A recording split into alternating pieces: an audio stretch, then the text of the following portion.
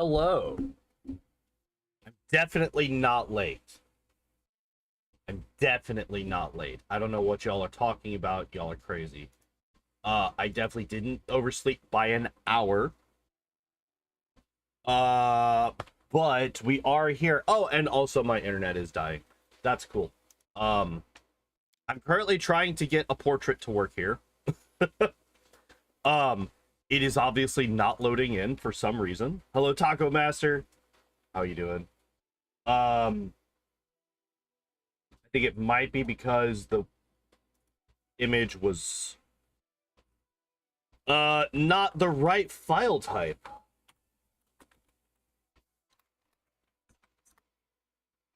Because it was in fact a WebP image, not a PNG, and PNG is what Pathfinder wants, which is not um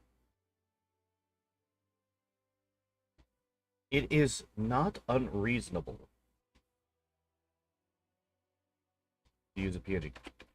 But yeah, I'm trying to get a Boromir PNG. Oops. Move that out of the way. Trying to find me a Boromir PNG right now. As you can see, I'm very well prepared for the stream today.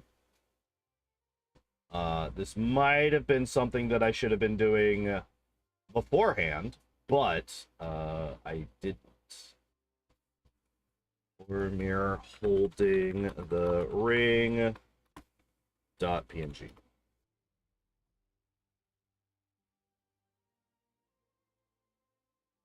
Save image.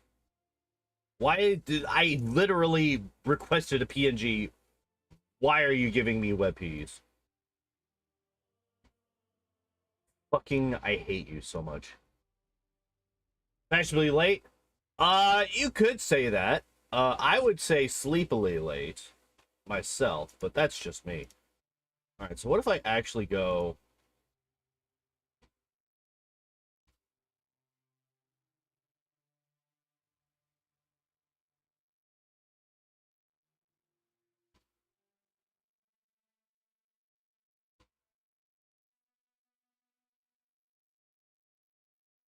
Man, y'all are useless. Alright, fuck it. Fuck it! It's just a blank one. It's just a blank one. So... Hi, Penguin, by the way. What are we doing with Boromir today? How are we going to build Boromir? So, one thing that I've decided, Boromir is not going to be a fully leveled character. He did not make it past movie 1. He is, of the fighters, in that group, in the Fellowship, he is easily the youngest, right? Like, the next youngest would be Aragorn, and that man is 87 years old. So, he is the youngest out of all of the Fellowship. He dies early, unfortunately. Spoilers for a movie series that's 20 years old.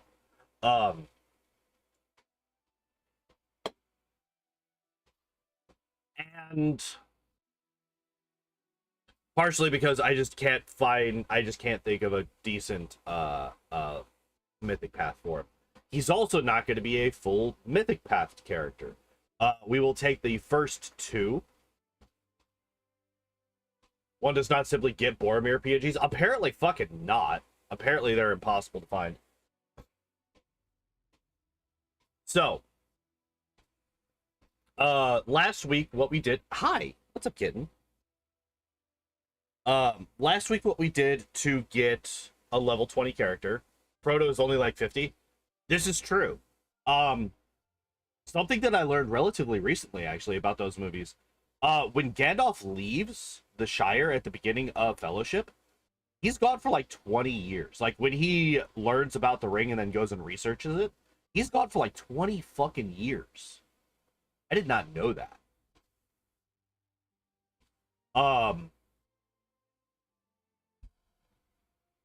So, yeah, it's like, that's kind of insane.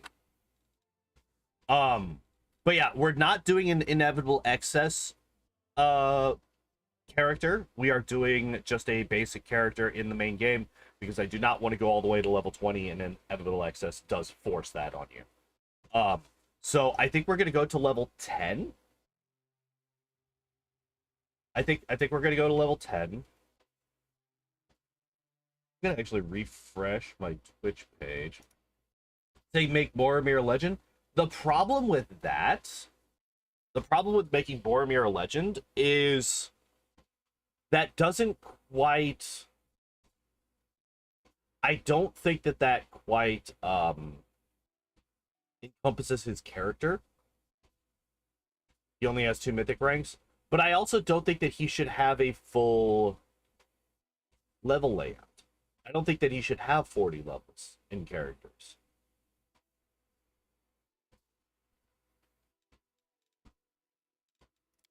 Because like, what is he outside of a fighter?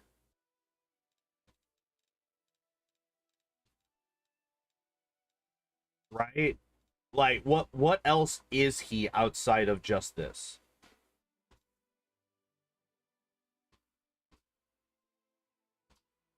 He's not a barbarian. He doesn't like rage fight. Um,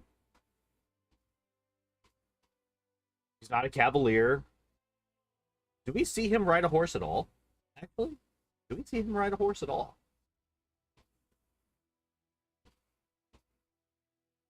I don't know if we do. Now that I'm thinking about it, I don't know if we see him ever ride a horse in the movies. I did rewatch parts of Fellowship before I went to sleep. Um, does try to trick Frodo. He doesn't actually. He doesn't try to trick Frodo. He just fucking straight up tries to take the ring from him by force. Um, like he talks to Frodo for a bit beforehand, but he's not really. He doesn't have a whole lot of guile to him. He's like, "Hey, lend me the ring," and then Frodo's like, "No," and he's like, "Well, fuck you, give me the ring." That's about the extent of it. Um,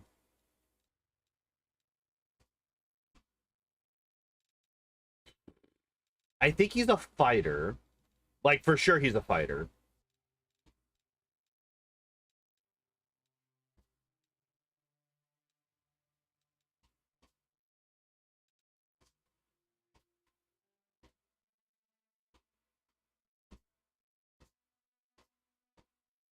Hmm. Maybe a slight. No, he doesn't really do sneak attack. I think it might just be fighter. I think it might just be fighter. And the way that I'm looking at this, I think that we do level 10. I think that we do level 10. Oh, I did forget something. I did forget to do one thing. This is going to be difficult because I'm going to have to type with one hand because the other one is currently supporting a cat. Um,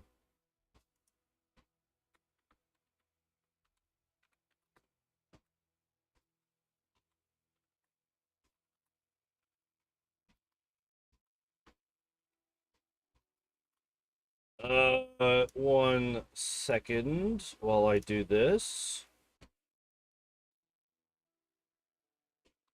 There we go. Building Boromir and Wrath of the Righteous. All right, there we go. I'm trying to remember. I'm trying to remember to advertise my Pathfinder streams in the Owlcat Discord because I do have permission to do that.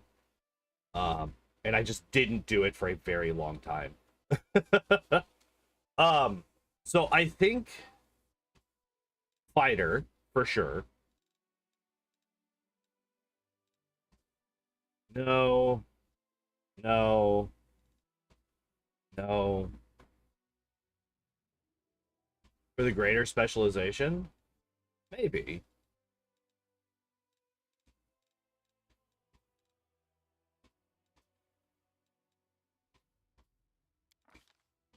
Okay, obviously he's human. Obviously he's human.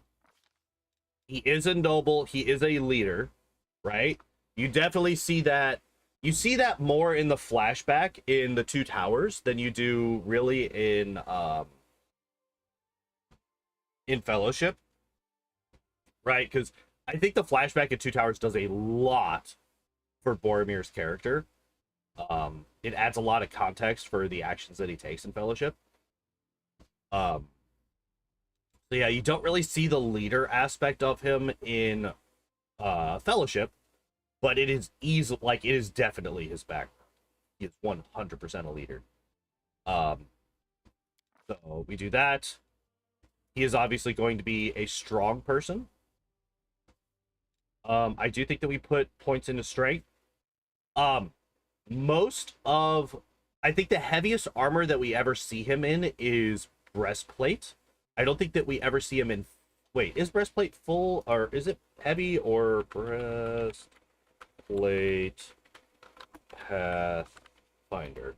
Is it medium armor or heavy? I think it's medium, right?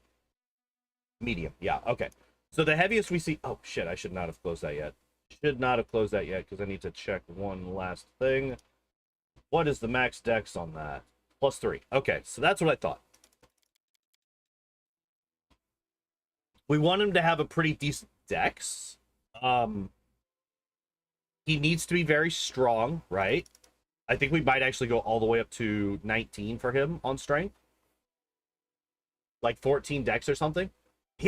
So here's the thing. The reason that I want to go up to 16 for dex on him is he is very good at dodging enemy attacks. He does have a low will save. This is true. We are going to be dumping will. He does have a decent charisma. We might go to 14 charisma. He's not stupid. We might go to 12. We might do 12 charisma. And then maybe this. Maybe this. Because I think the only low thing that he has really is his will save. I think everything else is pretty good. He ain't dodged shit. You gotta remember how much he dodges in the Moria fight. And in the fight at Ammon, what is it, Ammonhead? Like he's fighting a lot of orcs at that point. And he doesn't get hit once until he gets shot by the boss orc of that area. I'm not going to fault him for taking shots from the boss. They have a cave troll. Yeah. Like he gets hit 4 times in the entirety of the movie, I think. Once by the cave troll, right? He gets fucking, and he gets thwomped by, like, he gets hit hard by the cave troll. Man gets launched into a wall. Speaking of, can we get alerts next? Maybe. Maybe. Get your out of my shirt. There we go. I have released you, kitten. We could maybe get alerts. Alerts would definitely be a barbarian. So yeah, he only ever gets hit the 4 times in the entire movie, I think. And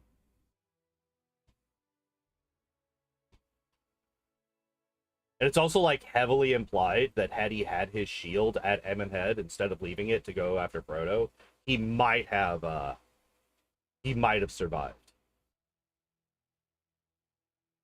So yeah, I think the stat line's fine. The charisma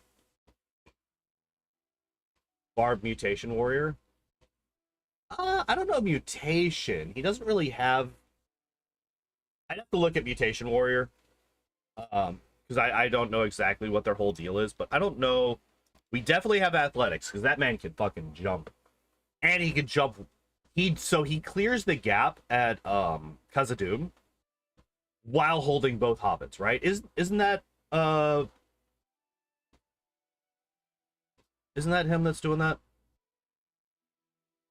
He goes crawl out of a pit of mud. Well, that's just all orcs and Uruk-hai, right? That's like their whole thing. I would say he does have knowledge world, and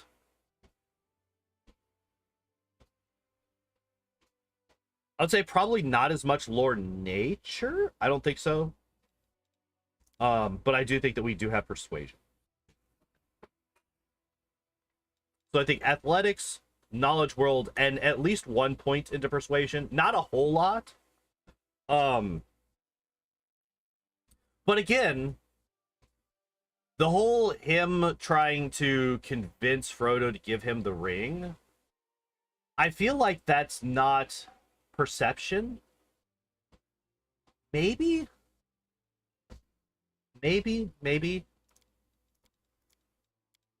I think maybe we put the rest of the points into perception. I think we have 1 point into persuasion, the rest into perception, because he does come off as a very charismatic and very persuasive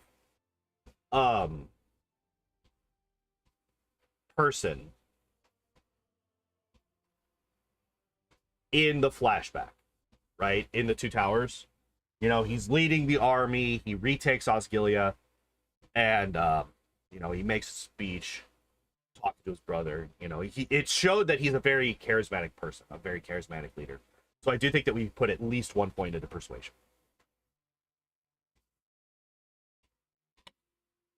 Definitely knowing trickery. He's not really a stealthy character. Doesn't know shit about magic, right? Religion, he never once talks about religion.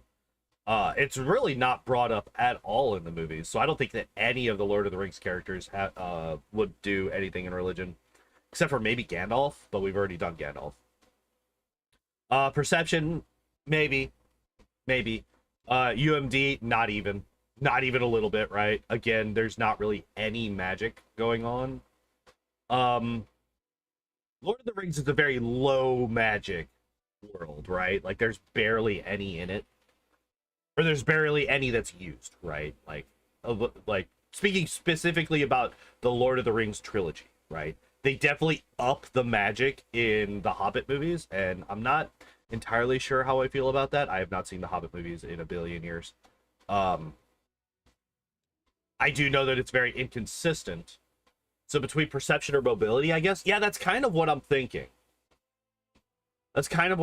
Do we go perception or mobility? Equal points in both? Maybe. We might trade. We might also put 5 points into knowledge world and put the rest into mobility.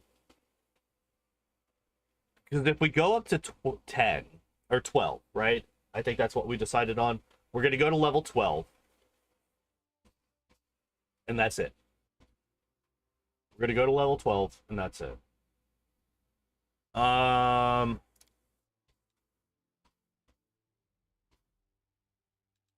think we start with mobility. Actually, no, I think we go with perception first. I think we start with perception.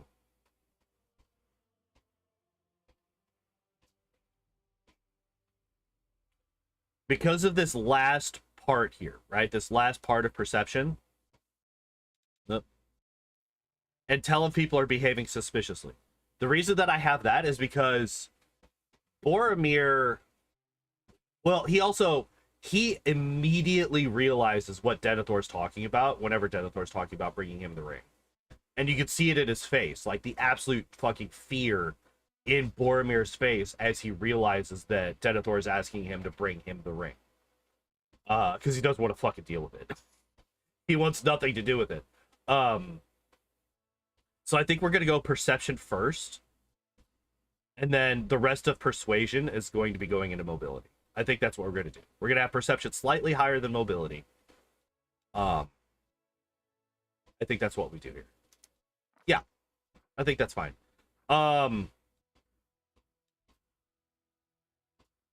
Now, do we do weapon focus? He uses a longsword. For sure.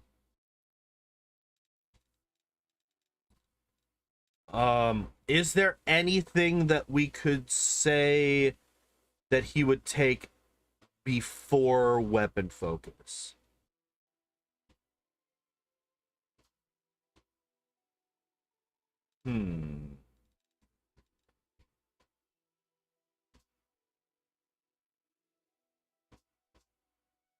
I don't think so. I think he also has a bow. He does. He has a bow. We don't really see him use it, though. Wait, where's long sword? Excuse me?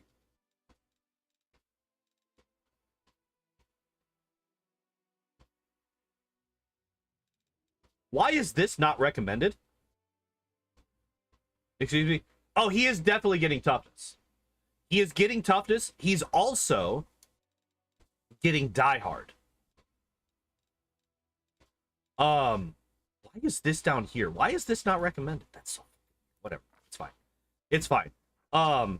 Yeah, I do think that we take toughness next.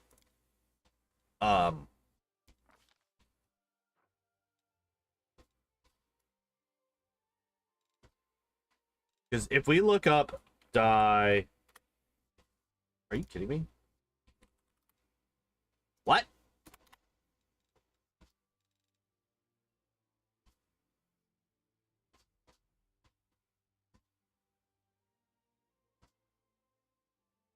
What? Wait.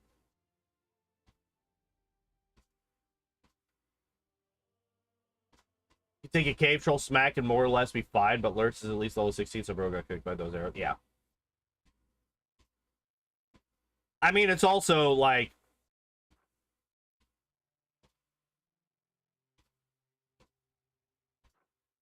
Why is this... Is Die Hard not in Wrath of the Righteous?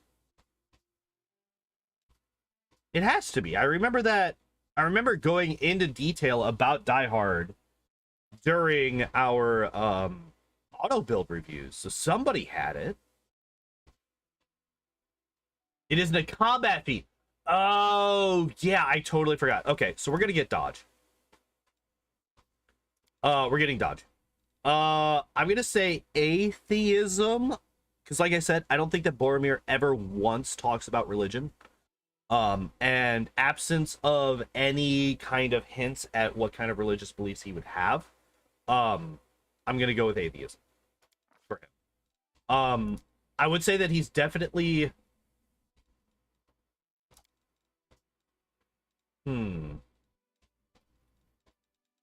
He's definitely one of these three. Right? I don't think that he's lawful neutral. I do think that Boromir is a good person. He is corrupted by the ring at the end, but he almost immediately snaps out of it. This is just a good starting fighter, honestly. I mean, Boromir's good. He's a good fucking... He's a strong character.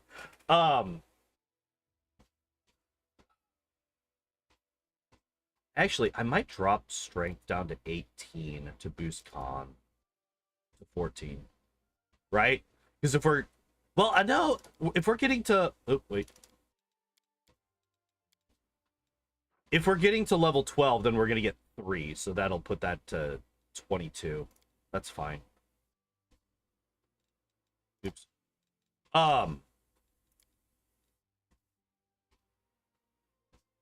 He's Spider-Man number 3398. Yeah. Yeah, there's nothing wrong with it, right? There's nothing wrong with being a fighter. And you can do a lot of interesting stuff with fighters.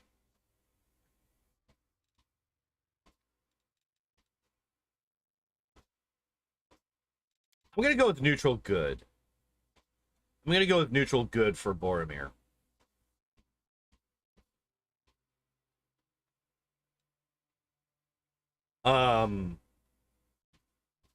Like I said, I do think that he is a very... I think that he is a good person at his core. He is influenced by the ring because of his desperation to protect his people. And the ring preys on that to basically gain control over him in some ways. Immediately after he tries to take the ring from Frodo, he regrets it hard. And he ends up sacrificing himself to try to save the other two hobbits. So he's definitely a good person. It was just... And he's definitely not chaotic. He is not a chaotic character at all. It was basically just neutral good or lawful good, and I think that he leans more towards neutral than lawful. He is very loyal to his father, right?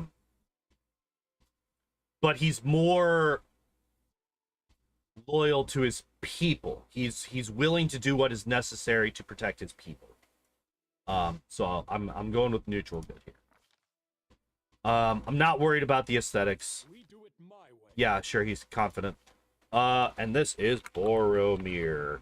Eventually, we will get I will change his portrait to one that actually makes sense. But for now, unfortunately, dual wield Scythe Lich next playthrough. That'll be fun. That is interesting. Yeah, now that you have Titan Fighter, that's like a legitimately a thing that you can do.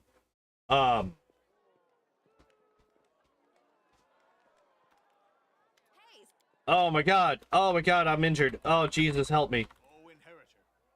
You be quick about it before it's too. I'm Boromir. Can I go? All right, there we go. We did it. Oh my god. It's like actually just a fucking empty portrait. Dual wield falchions. Oh Jesus. Oh my god, yeah. Titan Fighter's kind of insane. All right, so we're just going to 5, 6, 7, 8, 9, 10, 11, 12, and Mythic 2. All right. So, level 2. Like I said, I don't think that we do anything except for fighter. I don't think that we do any multi-classing at all in this. Oh, we have an odd numbered. Yeah. Okay. So we will do mobility. We will do endurance because we have to take endurance to be able to get Die Hard. Long experience could make you the Pokemaster. All right. Level 3, more athletics, more mobility, more knowledge world, more perception.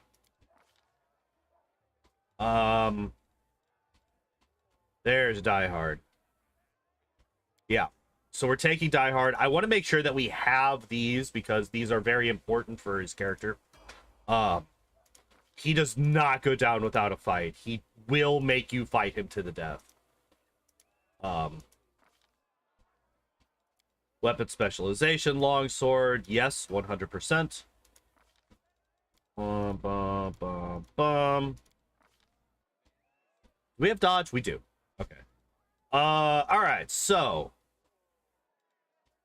advanced weapon training. I don't think that we do that. 2 grave singers.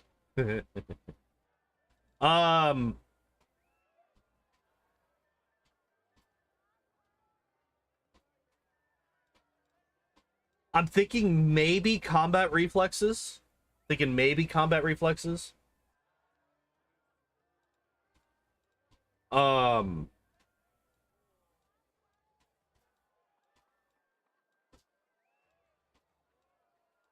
we don't have power attack yet. Yeah, he definitely takes power attack because he hits hard. He like one-shots everything he hits. So he definitely hits hard. So we're gonna take power attack for sure. Weapon training. Which one has longsword? Heavy blades. Okay.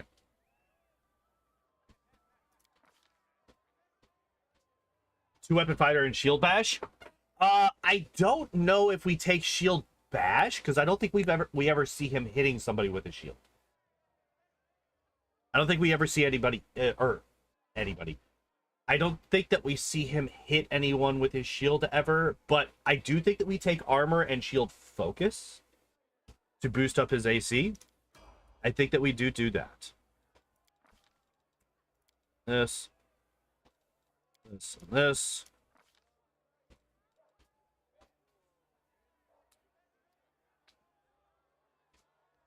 Yeah, I do think that we're going to take armor focus. medium armor focus. The heaviest that we ever see him wear is breastplate. We don't ever see him in like full plate or anything like that.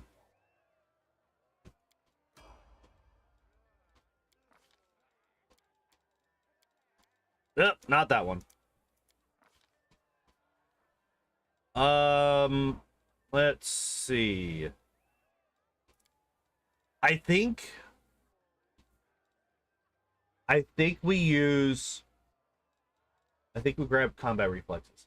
Hey, Destiny, how you doing? Medium armor from the new DLC could be pretty strong. Wait, what build from the new DLC? Boromir. Yeah.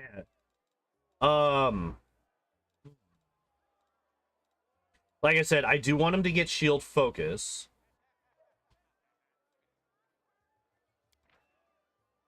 Mounted shield. Major shield.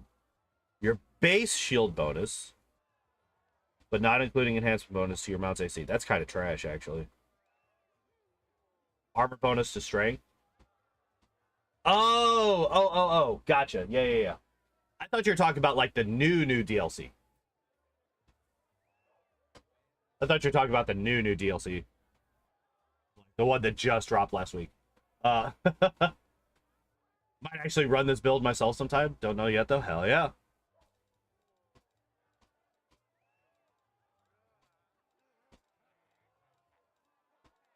Yeah, I don't think that we grab Shield Bash.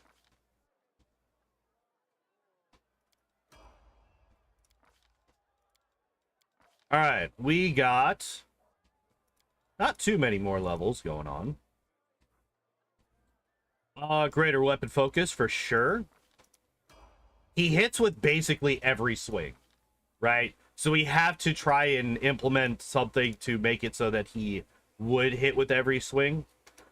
Improved critical. Long sword for sure.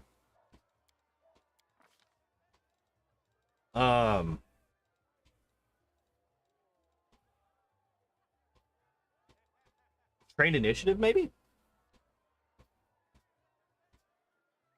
Trained initiative.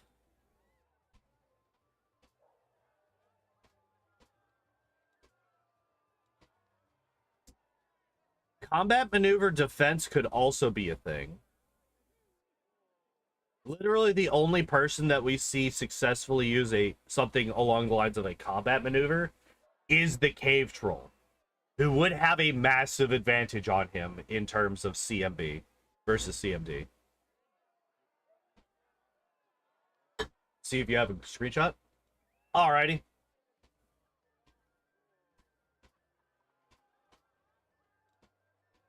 Learn the shield bash trip feat. I don't. Well, see, that's the thing. I don't think that because he doesn't do that in the movies, right? He never trips somebody with his shield. I don't think that he ever. Well, it's what we were saying just a moment ago or a while back. I don't think that he ever hits anybody with his shield. So I don't think we get shield bash at all. I do think that we do train initiative.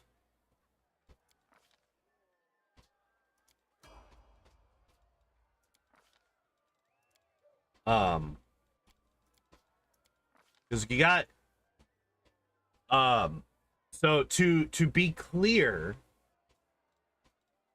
with what the point of these builds are, it is not. Oh, he definitely lunges.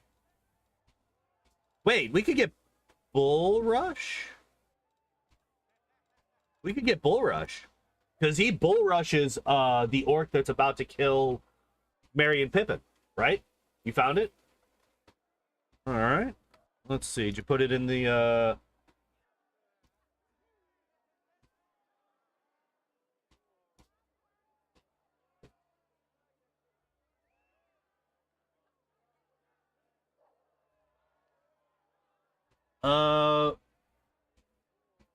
let's say armor bonus.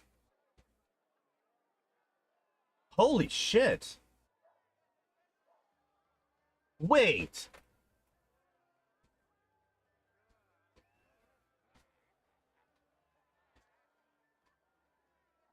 Where the hell do you get that? It says shopkeeper.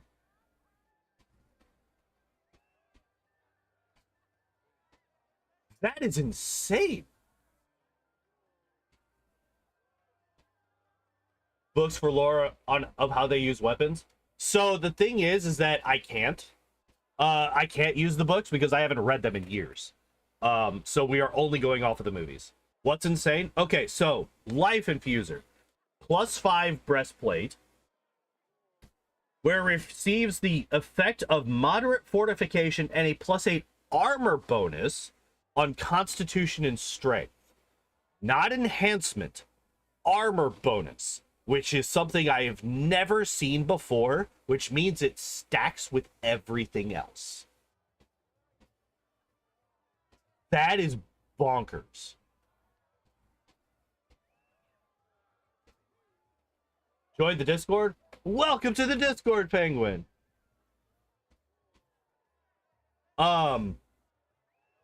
That's crazy good.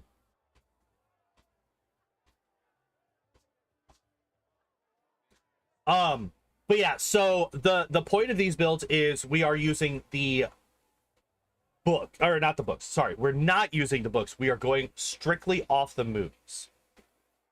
He only fights without his shield. Does he not use his shield in the Moria fight? I legitimately can't remember. No, he uses the shield in the Moria fight. He leaves his shield at Ammon Head. This is true. He does not have it in Ammon Head, but he does use it during the Moria fight. Because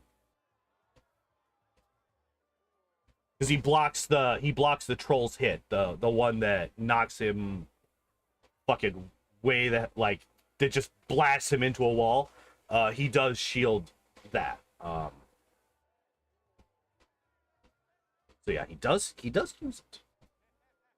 That's part of the reason that I rewatched it yesterday, is so that I could have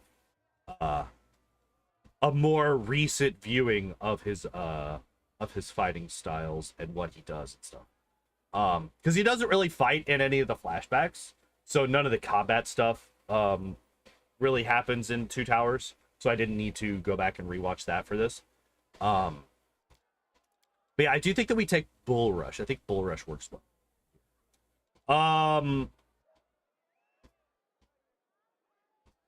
Double grips the weapon a lot. I have been thinking about Focus Strike or Vital Strike. I have been thinking about those, but I think that we do Bull Rush and then we do Focus Strike.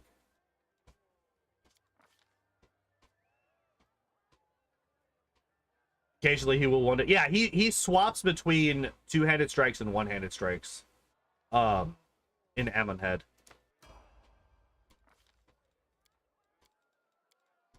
No, not lore religion. Stop trying to get me to click that.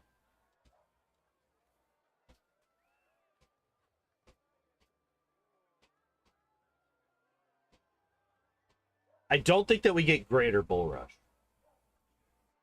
I don't think that we do that. I think Focus Strike is probably what we do here.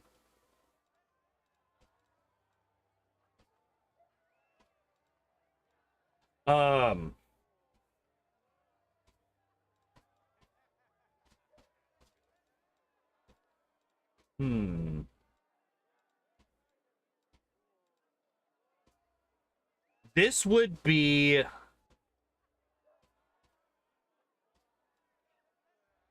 This is the final non-combat feat that we have access to. Because we're only going to level 12, right? Is there any non-combat feat that we're going to take? Or do we just focus almost entirely on combat for him?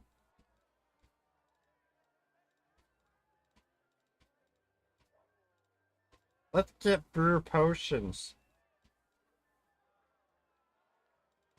I love that this isn't one that's... I love that this is one that's not recommended for a class that literally has no spell casting. Well, the brew potion is just sitting there. I think we take focus strike. Yeah, I think that's fine. And then final level for Boromir. This is the last one that we get. I'm gonna take another point in persuasion. All right, so what do we do here? What do we grab? What do we do? What do we do? What do we grab? What do we do? Improved initiative, maybe? Lunge?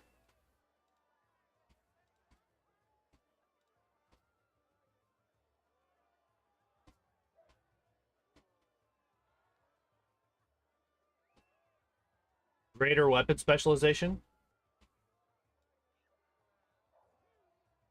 Is that...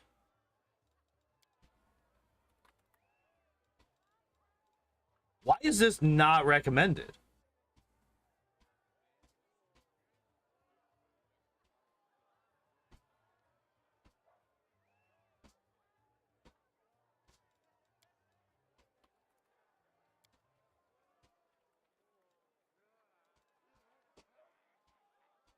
Wait. Give me a second. Yeah, we have greater weapon focus. Yeah, I did grab that. Hi, kitten. Come on. What's up, buddy? Because normally you ignore DR with blessed weapon. Well, I mean, like, you ignore DR just by having a +5 weapon, right? So, if you got a +5, then you just ignore it regardless. Except for... Yeah, it's really weird that it's like, it's not just that it's...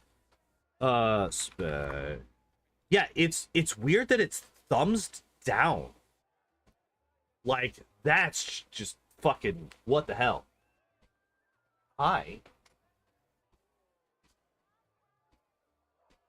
We have a kitty. Owl cat moment? Yeah.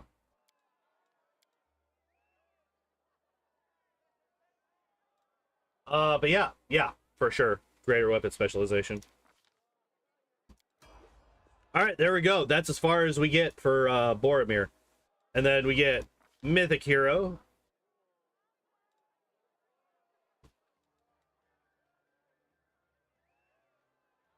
Yeah, it's kitty time. Again, bit of fun doesn't make sense because right, this is a low fantasy setting.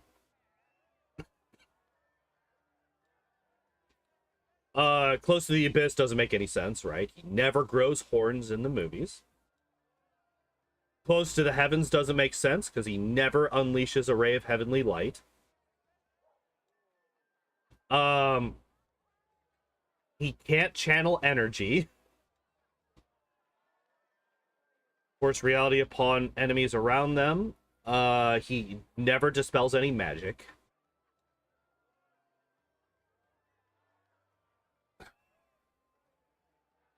Yeah, like that's the problem with these is that none of these really make sense for a Lord of the Rings character outside of Gandalf. Yeah, none of these really fit. Magic in Lord of the Rings works different. Yeah, it does. Yeah, 100%. Like I said, it's a very low fantasy setting. I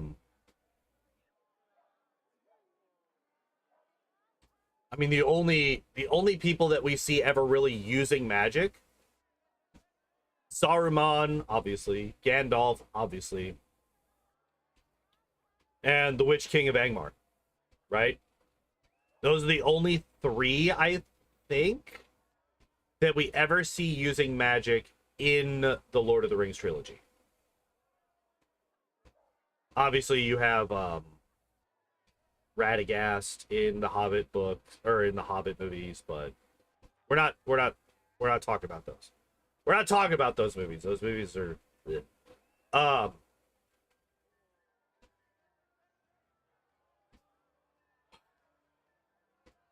I kind of want to take Instrument of Freedom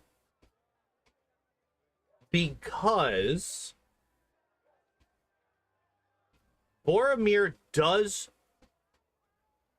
like, because he is cheering on his soldiers, and he also trains Merry and Pippin.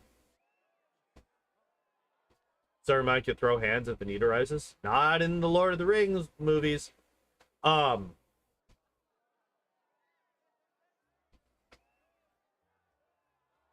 he could use magic, but in the Lord of the Rings trilogy, he doesn't fight really outside of the confrontation with Gandalf himself. Um, and he gets stabbed the fuck to death by good old Grima. Yeah, I think Instrument of Freedom is the one that makes the most sense out of these. Like, it's still, if you kind of house rule it to not be a bolt of energy, and it's just like, and what are you doing? This cat is losing his mind. Good boy. Grima Wormtongue win, he would be a level 2 character and not mythic at all. Look, he just crit. He just used a coup de grace on a completely unaware enemy, and that's how he killed Saruman. Like, it was not a fair fight. All right. Stab. Last stand. Yes, 100% last stand. We do already have Die Hard. Actually, is Last Stand and Die Hard... Obviously, I've literally never taken Die Hard on a character that I'm using in my life. But I'm curious if Die Hard and Last Stand, how they interact with one another.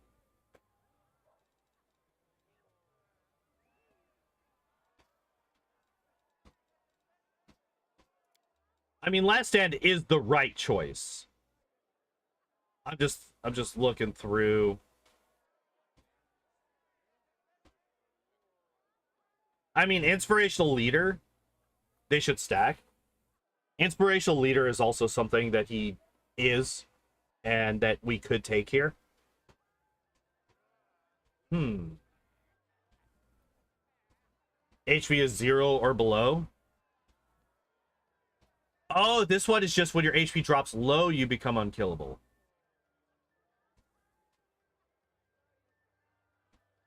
So, here's the thing. Last Stand, I want to take simply because the name.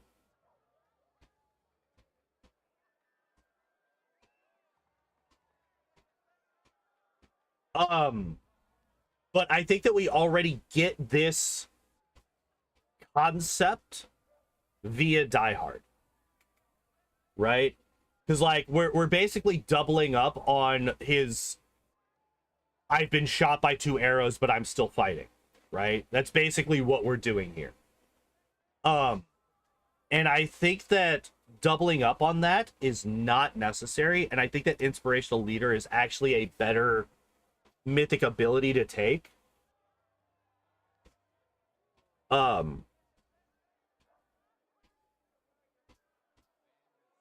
For who he is.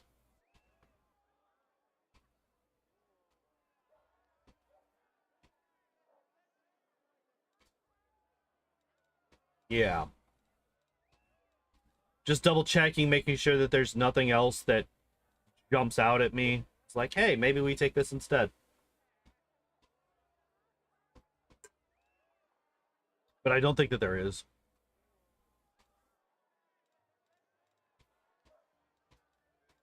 Man, show me a better fucking Legolas mythic ability than this one, right? Because this man definitely gets a bonus against large enemies.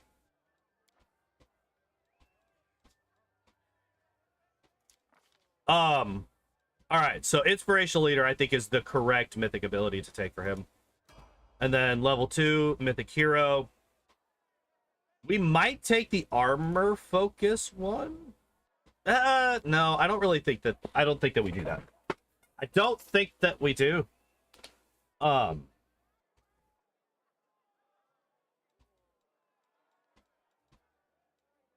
don't think we take Improved Critical Mythic. Weapon specialization mythic is literally only a +2. Flawless attacks? Maybe? Maybe? We might get weapon focused mythic, actually. I think weapon focused mythic might be the correct thing, because that's a +4. Or that's an extra +2. And we gotta remember he's only level 12, right? So I don't think that flawless attacks is going to outperform weapon focused mythic for ensuring that all of your attacks hit.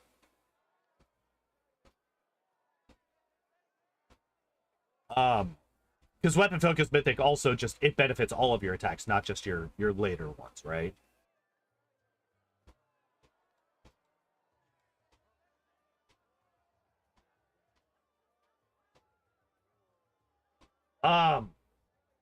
Insane amount of attack somehow. Yeah, like legend. Like if you're going for a legend character, I would say that flawless attacks is actually a pretty decent one. Is the meta choice for this level 12 character? Yeah. Like power attack mythic could also be decent here, right?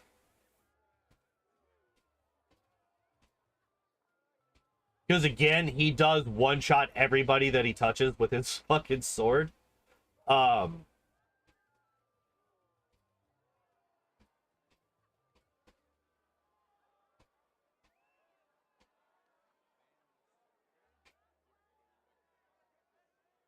Hmm.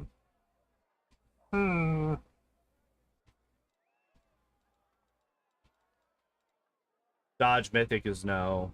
Armor focus mythic. What do these do? Hit with the target melee attack you deal. No. Add your con modifier to the max dex bonus allowed by your armor. No. Medium armor, gain equipped armor bonus to AC equal to half your armor's AC. Wait, what? While wearing medium armor, you gain an equipped armor bonus to AC equal to half your armor's AC. Oh! Okay. Okay, I see what this does. Did we take flawless attack? No, we're still choosing. We're still choosing. Okay, so this drops your AC bonus to regain your lost speed. Gross. I'm actually not a fan of these three. These three are actually kind of bad. Except for maybe this one.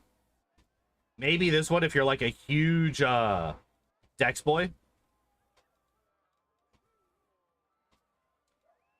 But like this one's kind of trash. And this one's also not great. Focus strike. Oh, yes, we did. We took focus strike.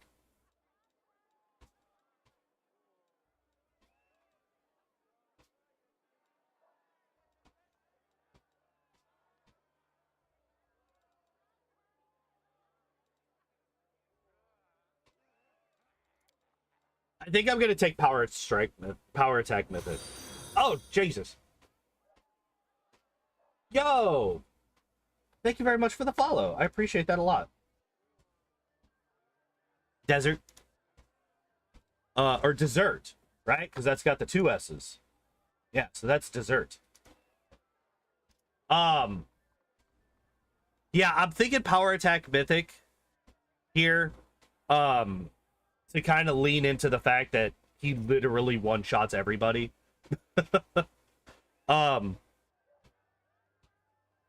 But like flawless attacks, improved critical mythic, power attack mythic. I think that out of the like damage or attack bonus ones, I think improved critical mythic is probably the weakest choice here. To truly show off Boromir. But like weapon focus mythic, flawless attacks, and power attack mythic, I think are the 3 strongest choices here. And then weapon specialization mythic, and then improved critical mythic. I think that that's kind of the flow here. So yeah, we're gonna take power attack mythic. And there we go. That's Boromir. You can tell by his portrait. Yeah, kind of like this. Now, like, if we're talking about strictly, like, power gaming, there's no way in hell I would have taken Bull Rush. But because he literally does that in the movie, we obviously had to take it.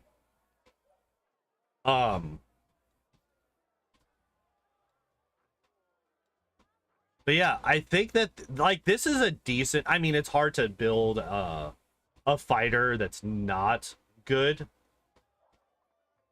Got to be accurate. Yeah, that's the whole point of these, right? The point of these is not to build a good character. It's nice if that just happens, but it's not to build a good character.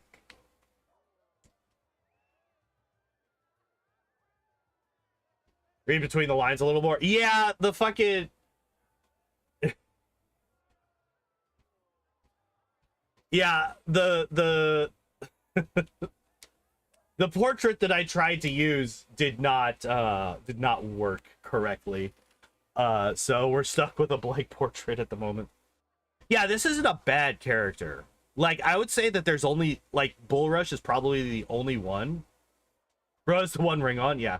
This is the Boromir that successfully stole the ring from Frodo. Yeah. Very strong, decent dex, above average constitution, intelligence, and charisma. Not great wisdom for his will save. Die Hard and Bull Rush. Oh yeah, that's right. Endurance, Die Hard, and Bull Rush would go for something better if I was going to be power gaming, for sure. But yeah, that is yeah. Ugh. Having that, yeah, I kind of forgot about this one. This is just not. This is a trap. This is a trap feat if there ever was. 2-weapon fighting and shield bash line. Maybe. I mean, yeah, if we're trying to go for power gaming and not accuracy, then yeah, for sure. 2-weapon fighting and shield bash. Like, if you're trying to go for, like, a middle point between power game and accuracy, so he still is wearing, still is using a shield.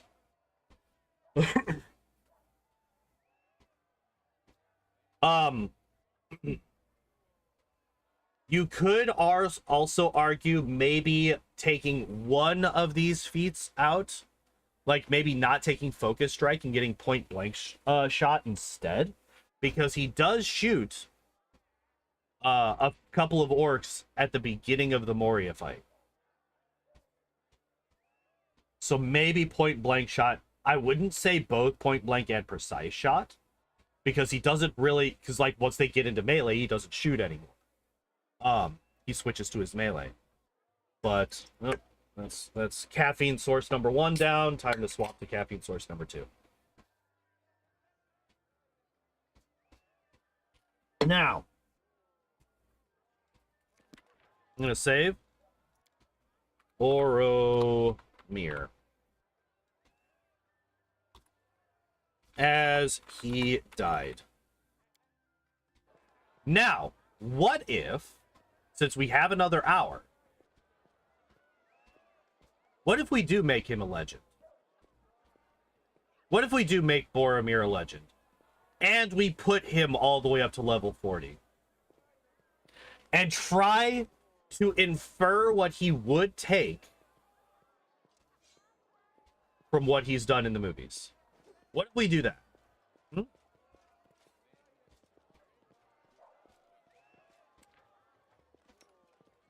So,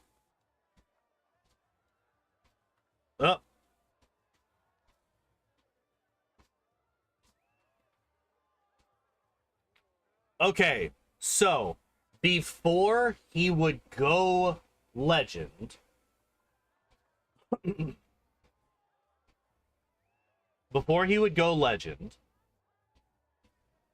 what mythic path would he take?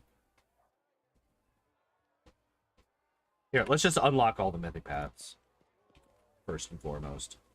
Bag of tricks.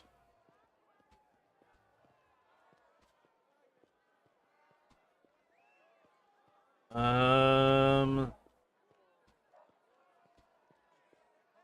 would that even be, actually?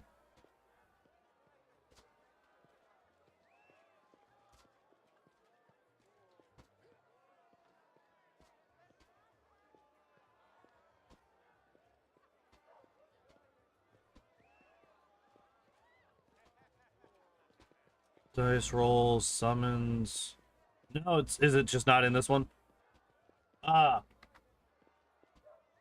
It'd be interesting to see, but just a heads up, so the inspired concept, it would be able to help much since I haven't watched The Lord of the Rings. That is perfectly fine. Angel should be the placeholder. Would it, though? Would Angel really be the thing? If he was corrupted by the ring and then redeems himself, would that be Demon in the Legend or Lich in the Legend? I wouldn't say either. Specifically, because, like, he doesn't... Like, he just becomes a slightly creepy human. Right? If we go to level up...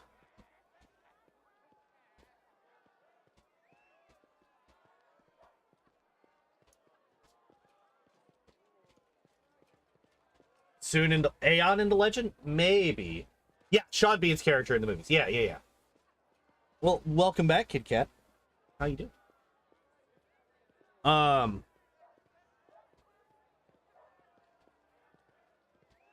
Here we go. Unlock all mythic paths.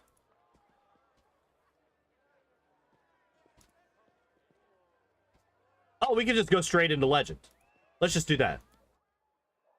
Yeah, let's just go straight into Legend. That way we don't have to worry about it. Because, like, the only mythic path that would actually affect what we would do moving forward is Trickster, and there's no way in hell. There's no way in hell we're taking Trickster for this. So the rest of them don't matter. They don't add anything that would stick, so we could just go straight into Legend. There we go. We did it.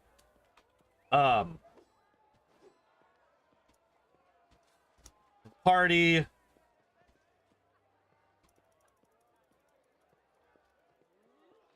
right, there we go. Okay, so first things first. What do we choose? What is our second? So, like, we're going to finish off Fighter first, but what is our second build? What is our second class?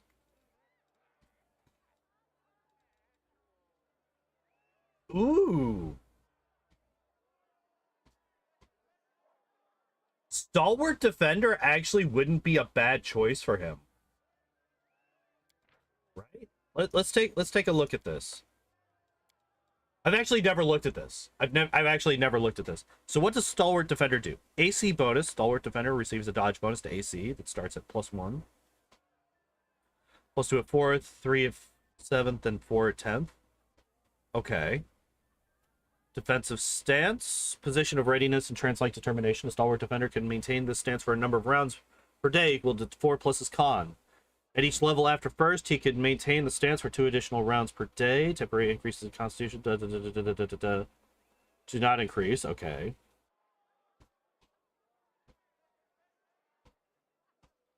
Yeah. What does it do? While in a defensive stance, a Stalwart Defender gains... You got to go all the way to here to learn what this does. Everything else is like, this is how many times you can do this. It's like, great. You don't need a book to tell me that. While in a defensive stance, Stalwart Defender gains a +2 bonus on melee attack rolls, melee damage rolls, thrown weapon damage rolls, and will saving throws. While in a defensive stance, okay. In addition, he gains +2 dodge bonus to AC and +2 and 2 temporary hit points per hit die. While in a defensive stance, Stalwart Defender cannot willingly move from his current position through any means. Ah. Interesting. Can't be Hell Knight as neutral good. Yeah. Yeah, I wouldn't say Hell Knight. I would say that that's a little bit strange. That's not a bad thing, though. Okay, so let's see. What do we get here? Defensive powers. Gains a defensive power. Okay, so what are these? Immune to shaken and frightened. I actually like this a lot for him. I like this a lot for him. Because this would be... So this is... Boromir survives the end of Fellowship. And he realizes the effect that the ring had on him. And so he trains his mind until he becomes immune to these things. I actually like that as like a thematic thing a lot, right? Increased DR, immune to sick and nauseated, renewed defense, heals 1d8 points of damage, plus his hello again. You are up and down a lot today.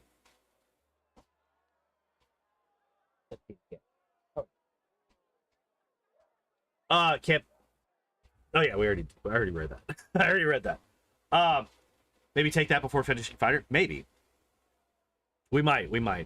As a standard action, Stalwart Defender heals 1d8 points of damage plus a con modifier for every 2 levels the Stalwart Defender is attained. Above second, this healing increases by 1d8 to a maximum of 5d8 plus con at 10th level. The power can be used only once per day and only while in a defensive stance. Okay, that's not bad.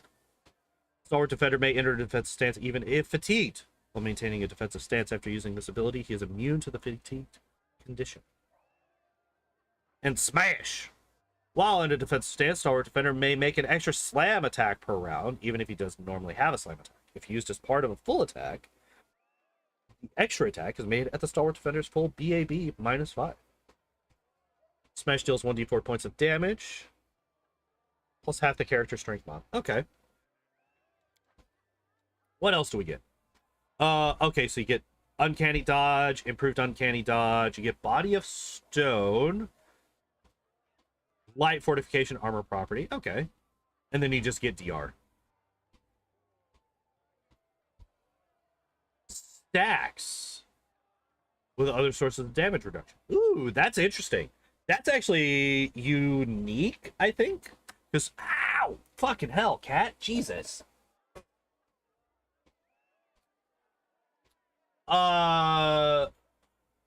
SW. What's SW?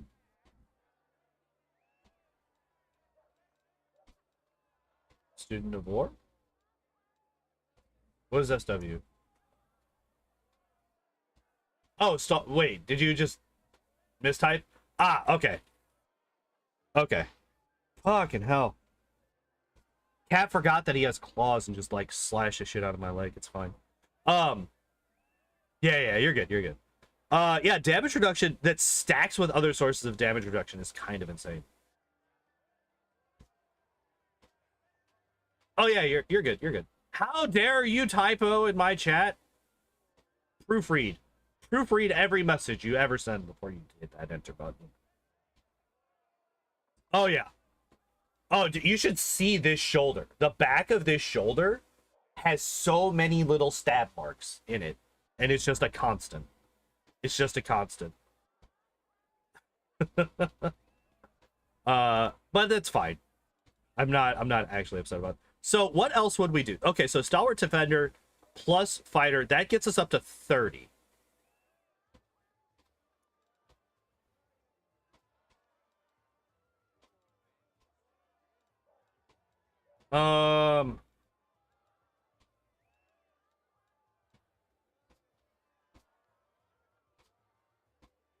Student of War, maybe?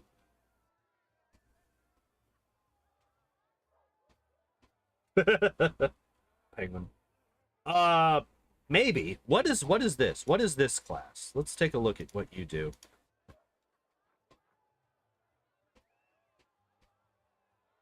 Gains 1 skill as a class skill. That's actually huge, right? We could get mobility at... Yeah, we could... Yeah, this would be really good for him. Know your enemy is a move action. A student of war can study a foe. She can see an attempted knowledge check appropriate to the creature's type. Grants her a +1 insight bonus against her enemy, which can be applied via one of the following stances. Defensive stance, martial stance, Okay. Combat feats, okay. Mind over metal. I think we use this.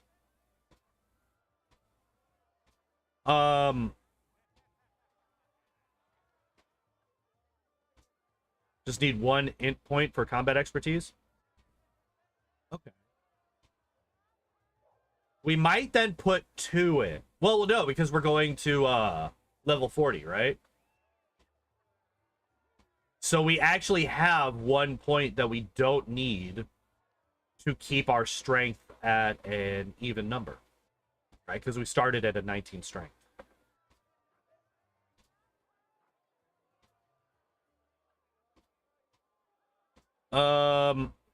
Normally deals half damage on a successful save. She instead takes no damage.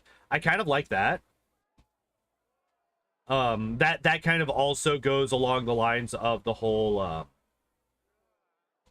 you know, overcoming the corruption of the ring and ensuring that it won't affect you again, kind of thing. Sounds great for complementing the reasons you took it. Yeah. Critical focus +3 to her critical hit. Ooh.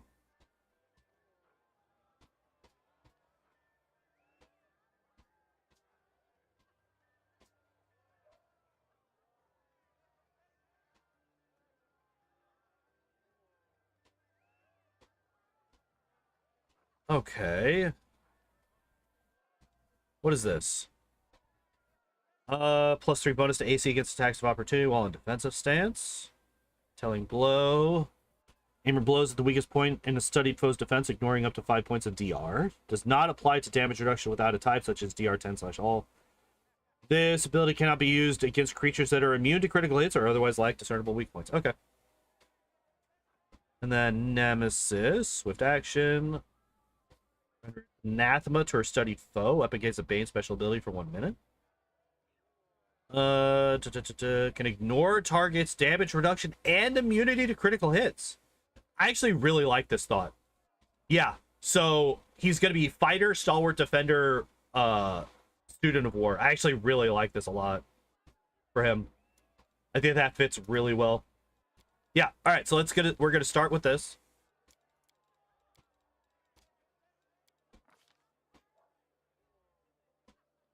Okay. So just so that this is so that I don't forget being a good military leader. Yeah, right. We're going to take skill focus knowledge world because we need to have one of these, right? Need to have one of these for the student of war. And then the other one was combat expertise, which we need a 13 in.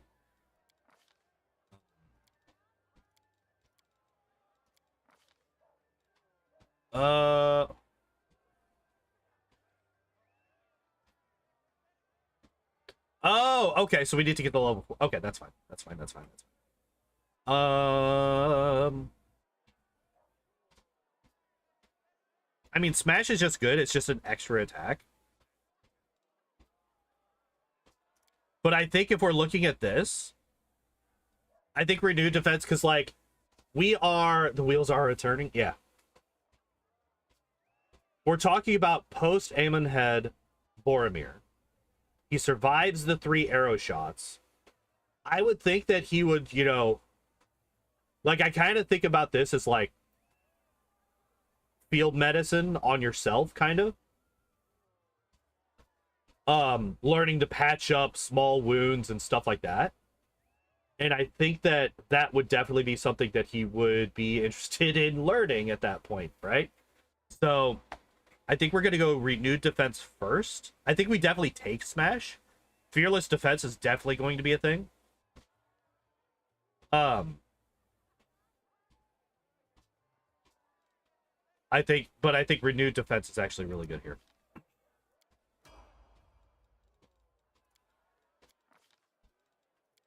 It's this, and this. All right.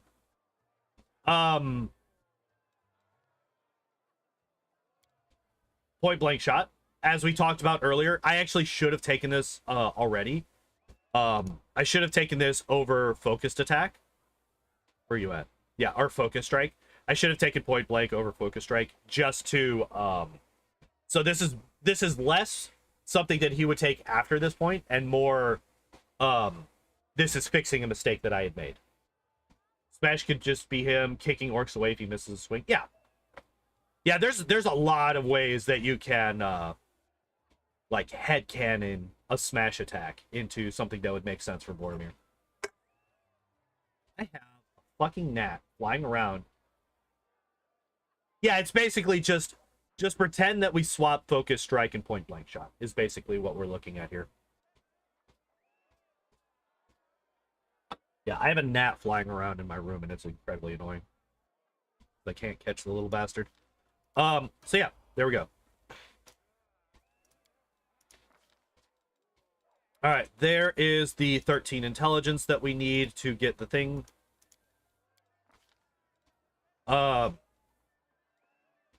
There's fearless defense, right? He is no longer affected by the ring. It would be kind of nice if there was like a an aspect where it's like you become immune to, we're not taking precise shot ever, because he doesn't shoot into melee. But here's another thing. At Aemon Head, or is it Aemon Head or Aemon Hen? What is the location of the final battle in Fellowship of the Ring? What's it called?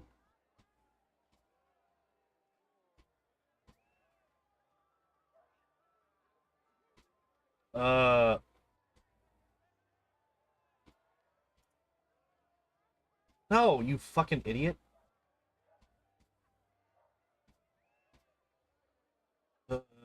Breaking the Fellowship.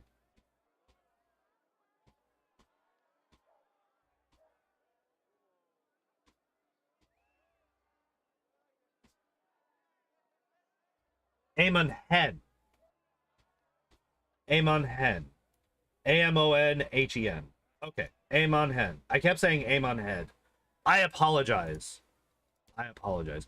But yeah, he fights a lot of enemies at Aemon Hen. He fights a lot of enemies at Aemon Hen. So I think that taking the cleave feats after that makes total sense for him. Like, learning how to attack multiple enemies at once instead of just focusing one at a time. I think that that makes total sense for that character after that point, right?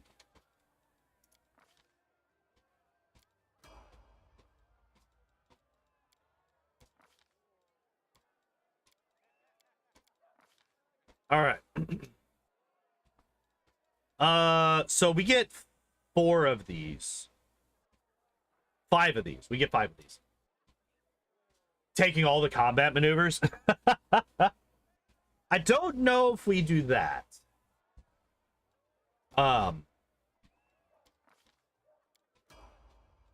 Do smash. I think that's fine.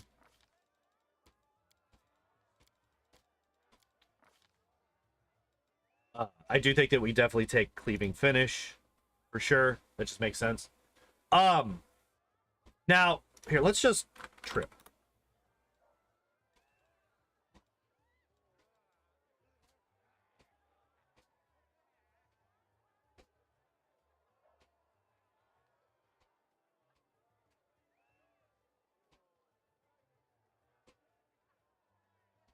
Now we don't have shield focus. We are going to have a lot more feats to take, right? We're going to have a lot more feats to deal with. I'm thinking that we start... Man, that's a bit power gamey. Like, that's less something that I think would actually make sense for the character and more something that I want the character to do. Combat expertise. Good point. Let's grab that so that I don't forget. Yeah, let's grab that so I don't forget it.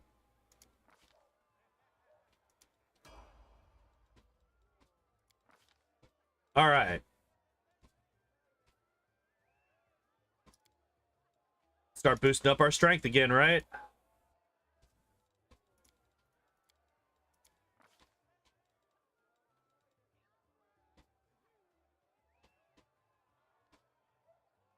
All of the fighter's allies are treated as if they had the same teamwork feats as the fighter for the purpose of determining what the fighter receives bonus from his teamwork feats. His allies do not receive any bonuses.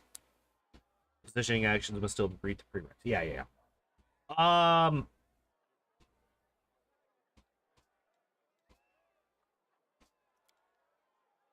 Right? Applies his bonus from bravery to all will saving throws. That would also help with like the compulsion aspect of resisting the ring at this point. And then obviously we're going to continue doing heavy blades. Wait, is there, what is, yeah, so this would be shields. Maybe we take weapon training close next, potentially. Also the fact that we're getting, I kind of, wait, oh shit, no, stop, wrong, incorrect, we're not done with this yet. Oops. I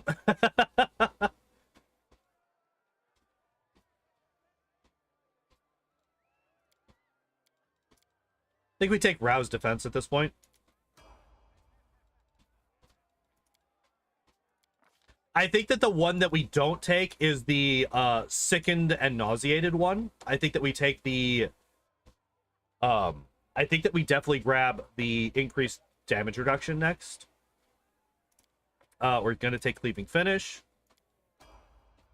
for surezies, and then after this we're gonna take our final bit of stalwart defender. I think after this, I do think that we go back to fighter. We clear out fighter, and then after that we come down to student of war. Right.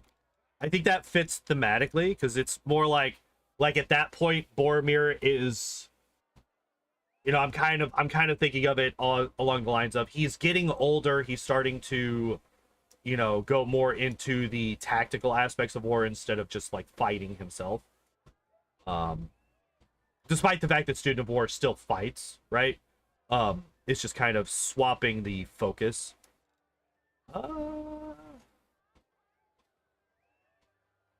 No, I don't think that we do that. What do we take next?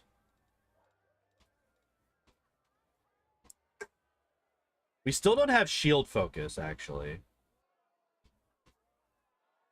Let's grab shield focus. Right?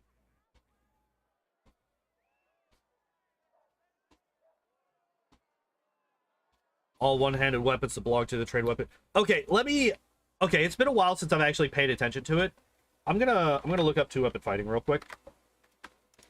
Two-weapon fighting Pathfinder.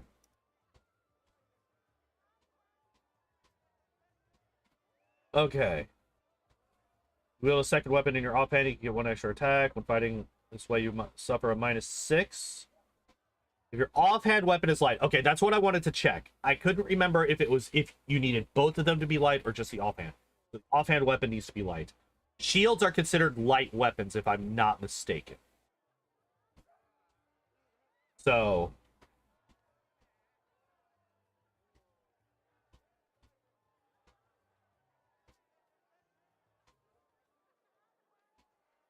yeah. Okay. Okay. So...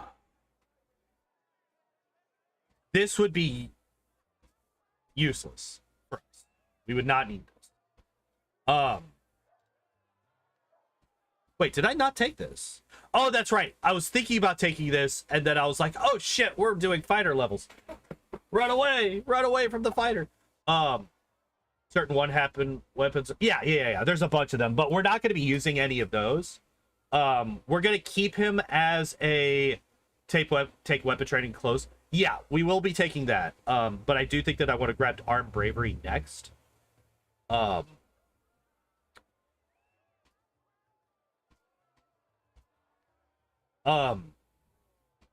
Yeah, he is not going to be ever using like another weapon in his offhand. It's always going to be a shield, or he's going to be, you know, double gripping his longsword. So yeah, I think we take armed bravery first. We're going to continue boosting up heavy blades. And also, we're going to only ever boost heavy blades. Even if we do take weapon training close, we're not going to be boosting it. It's only going to be heavy blades. Boosting up that strength. Got to keep perception and mobility equalized. All right. What do we take next? Do we just get Great Cleave at this point? Maybe. Raider shield focus, maybe.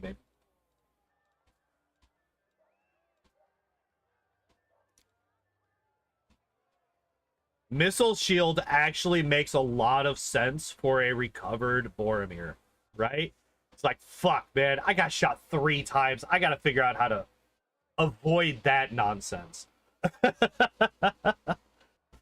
So I think Missile Shield actually makes sense for a recovered Boromir. Because, like, the whole thing is, he's learning to... Yeah, so, like, the idea of post-level 12 Boromir is he's learned from his mistakes. He is adapting as a fighter. He's evolving. Yeah, exactly. He's covering his weaknesses. So I think taking Missile Shield here definitely makes total sense for a Boromir that survives Amenhotep.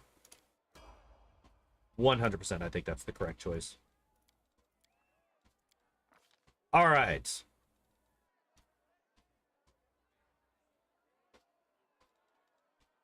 It hurts me so much as a power gamer to leave this here. It hurts so much to have point blank shot, but not precise shot. But we're not taking it unless we run out of literally everything else that we could think of. All right. Great Cleave and Greater Cleaving Finish are definitely on the table. I do plan to grab them at some point. Every time I start scrolling down, I'm like, oh yeah, I should grab this. Like, oh yeah, I should grab this, right? Do I have Shield Bash? Why are you down here? Let's grab Shield Bash.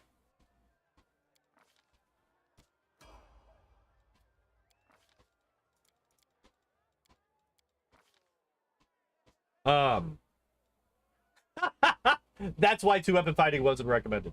All right, nope, not that. We're gonna get 2-weapon fighting. I don't think we could even... Well, actually, no, because we got the bonus to Dex from Legend. We actually can go all the way up to Greater 2-weapon fighting. That's actually kind of funny. Shield Master. What does this do? You do not suffer any penalties on attack rolls made with a shield while you're wearing another while you're wielding another weapon. Add your shield's enhancement bonus to attack and damage rolls made with the shield as if it were a weapon enhancement bonus. Ooh. And then there's also Stumbling Bash. Creatures struck by your shield take a -2 penalty to their AC for 1 round. Really? That's actually pretty good. I did not... When did this get introduced? Has this always been in the game? Or is this newer? Because I do not remember. I mean, I also don't take Shield Bash basically ever. So it could have been in here from the beginning and I just never saw it. But is this a newer one? I do kind of also really like Shield Master.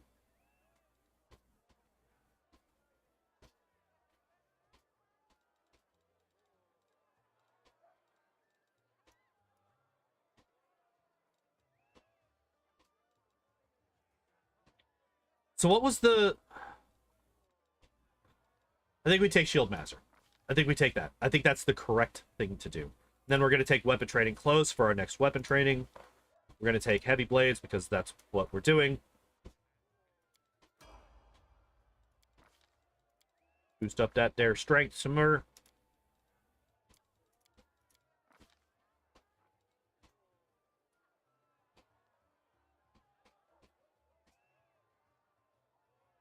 Fighter is fun. Yeah.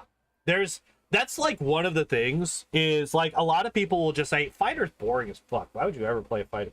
It's like you can make so many interesting builds with fighter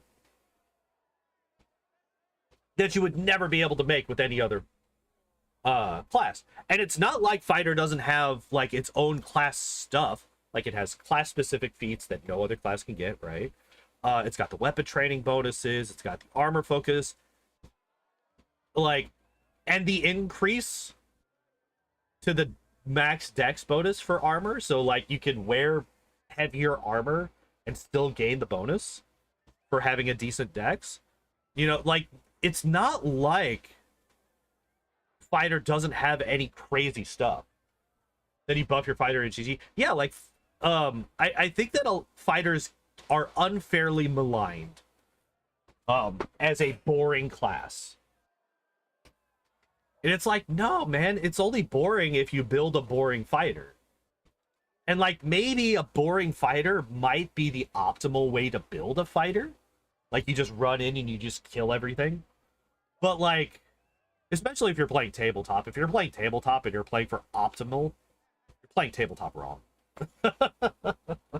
Like, that's coming from a habitual power gamer.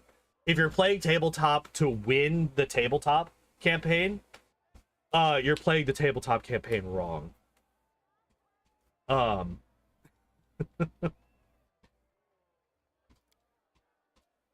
kind of really like this. But let's look down. Let's scroll a bit. I don't play tabletop. It's hard, especially as you age, like as you get older. And like everybody want demons to explode on my screen. Yeah, like if you're playing in a video game, that's one thing. But video game Pathfinder and tabletop Pathfinder are very different experiences, right? You don't have the multiplayer aspect in the video game Pathfinder. And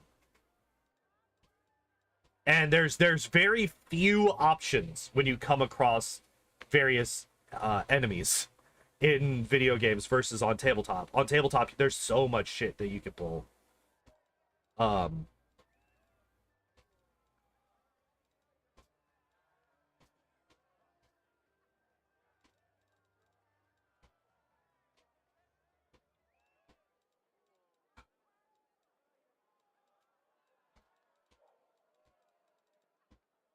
So bashing finish, stumbling bash. I don't think that we take bashing finish. I think stumbling bash is probably the best. Double slice, I did see that. Like, there's still double slice. There's still great cleave and greater cleaving finish. In game, do I hit through his AC? Yeah. Whereas, like, in tabletop, like, especially depending on how flexible your GM is, you can do some crazy shit and he can give you various penalties or bonuses.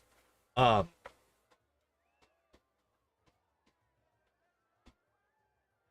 think at one point I had the barbarian in my party throw me as a halfling at one of the enemies. My GM just rolled with it.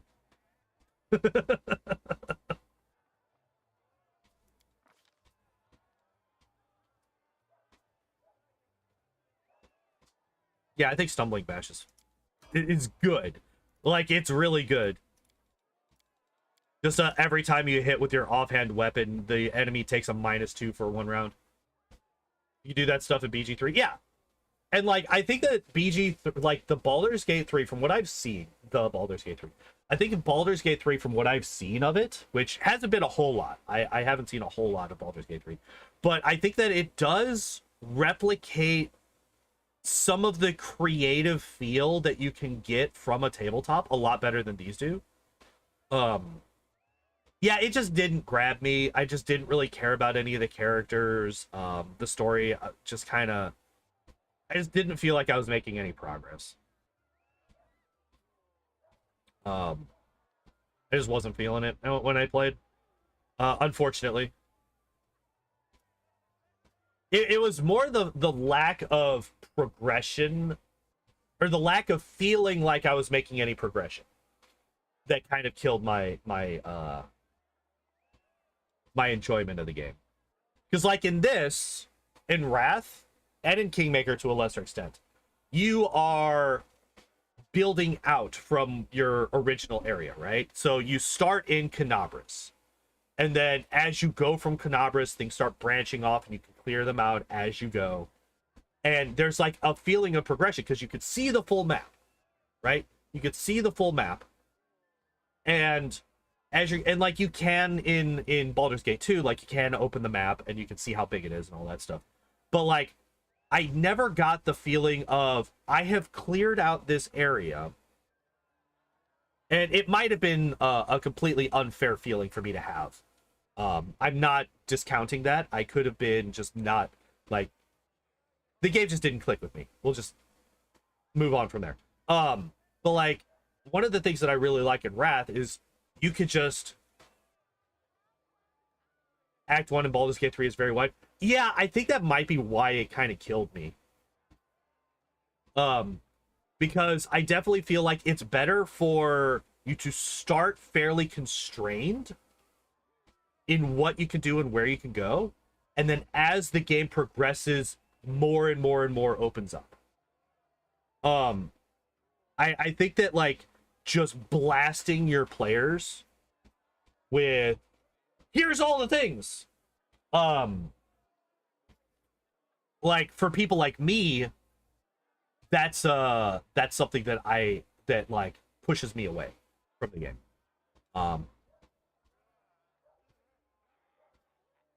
But again, that's my feeling on the thing. It's not a condemnation of the game itself. It's just it wasn't for me. It wasn't something that clicked with me.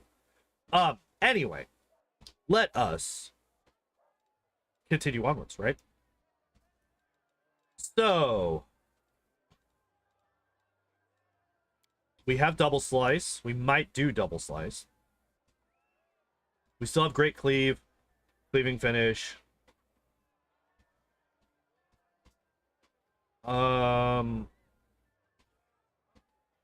I think we take double slice this time around. I think this is what we take now. All right, finishing up fighter. Here we go. Got 10 levels left. Weapon mastery. I wonder what weapon we're going to use for this. Heavy shield bash. No. Where are you at? There you are. Longsword.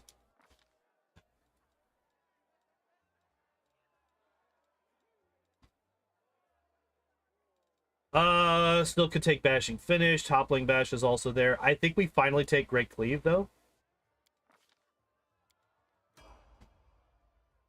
All right. Now we go on to Student of War. Oh shit, you get so many oh Jesus. All right.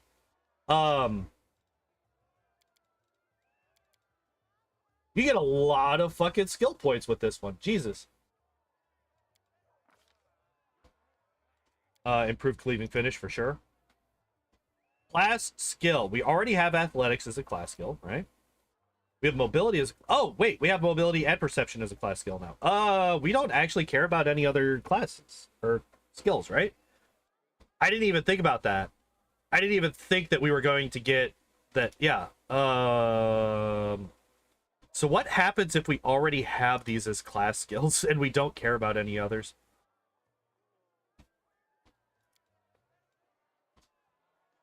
Because, yeah, it's literally trickery, stealth, religion, and UMD. Those are the only ones that aren't. Fuck it. UMD first. More strength.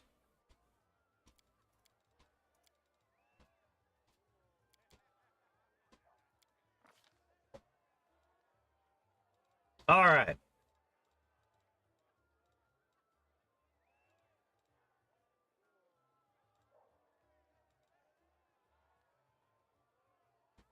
What other things would he have learned from his fight at Amon Hen? We could just finish out the shield bash feats, right? We could just take these and be done with those entirely.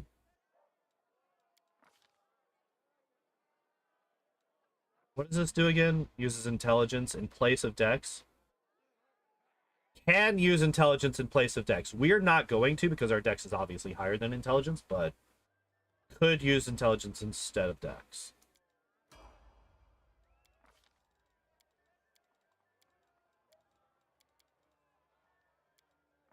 Slowly catching up on those two. I think we take bashing finish and just be done with the shield feats at this point. I think what we do next I think we start working on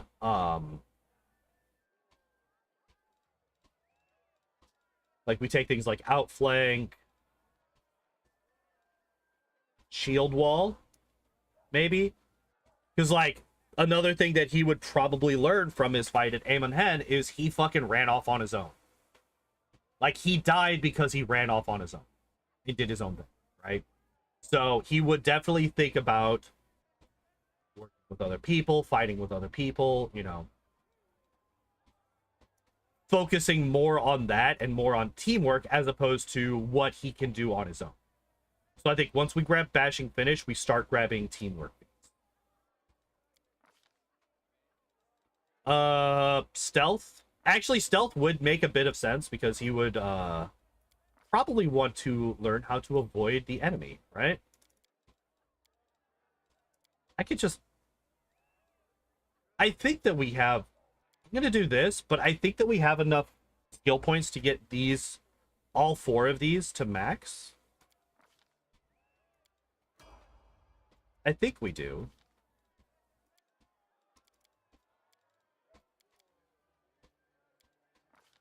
Not entirely sure, though. Okay. So, first off, back to back.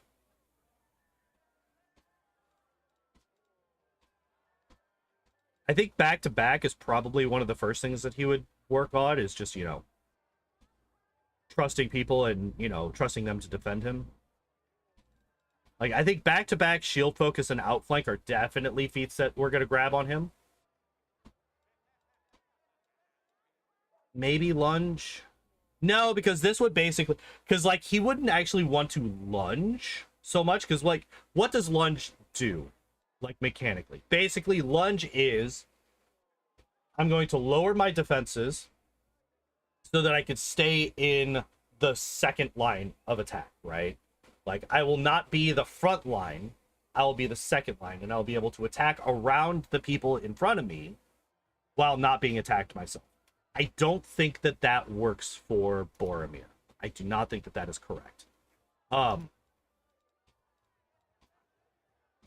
So I think that we grab shield wall next.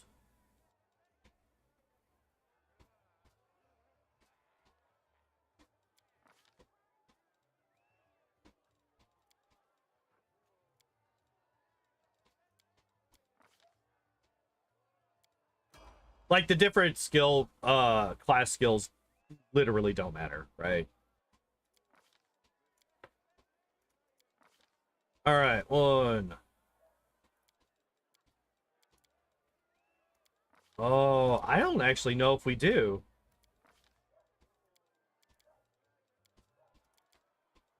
Right? So, 37, right? So we're going to get 3 more for each of them. So we're going to get these 2 to 37 each, it looks like. And then these 2 will both get to 40. And then we'll have 2 more here. All right. Outflank.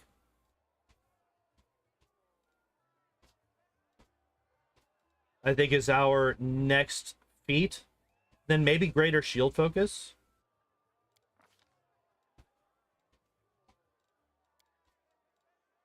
I'm not going to give Boromir a class skill in trickery. That's not happening. Like, all of the rest of them, even use magic device, you can kind of argue. Learning how to use things safely, like the Palantir and stuff like that, without allowing yourself to be corrupted. But trickery, I do not think is a thing that Boromir would ever be willing to. So we're not going to give him trickery. Like, literally the rest of the skills I could see him maybe using. Trickery, no. So we're just going to start taking random ones for the last 2.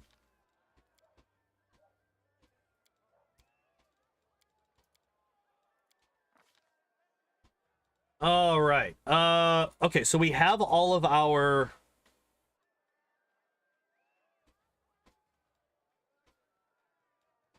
we have all of our, well, we can't see them all because the game really hates showing you all of your feats as a legend.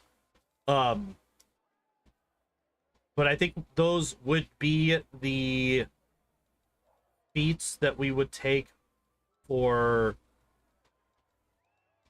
him. Now, what are the last couple of feats that we take? What do we do? We do have him with... He does have the trip feat for Shield Bash, right? So we could take the trip feats.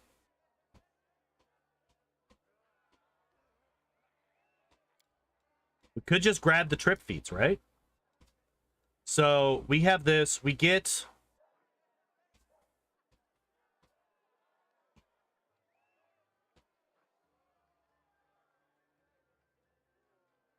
Oh, this is our final combat feat.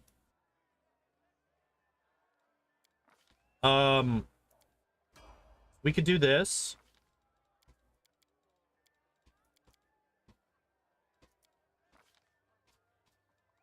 We could get Fury's Fall. That adds an extra plus, what, +5? Because I think we have a 20 dex. And that's before any bonuses, right? That's before we get any gear. So this would make him very good at tripping people.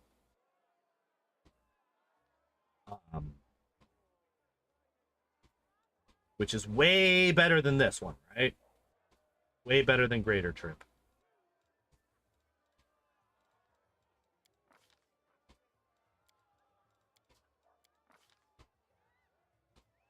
And yeah, an extra +5. And then finally... Oh, we get them to the 39. Oh, that makes sense. That makes sense, right? Because we got the 2 in Persuasion. So if we brought those 2 up here to these 2, then they would be both at 40. That makes sense. Yeah, totally. All right. This is Boromir redeemed. There's just a random 112 in the middle of the screen for some reason. I actually don't know why that is. Why is that there? What is this? Why is this here? Yeah, and like you already get an attack of opportunity on trip whenever they get up, so I feel like that's a little bit excessive. So yeah, that is we just have this. It's just on all of the pages. What is that? What is this supposed to be? For a second, like I thought that maybe it was like on here, but what the hell is this and why is it here? I am confused.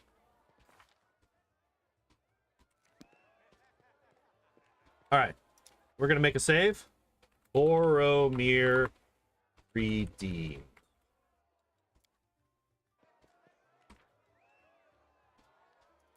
Game, Boromir redeemed. Hopefully that gets rid of it. Hopefully that gets rid of it.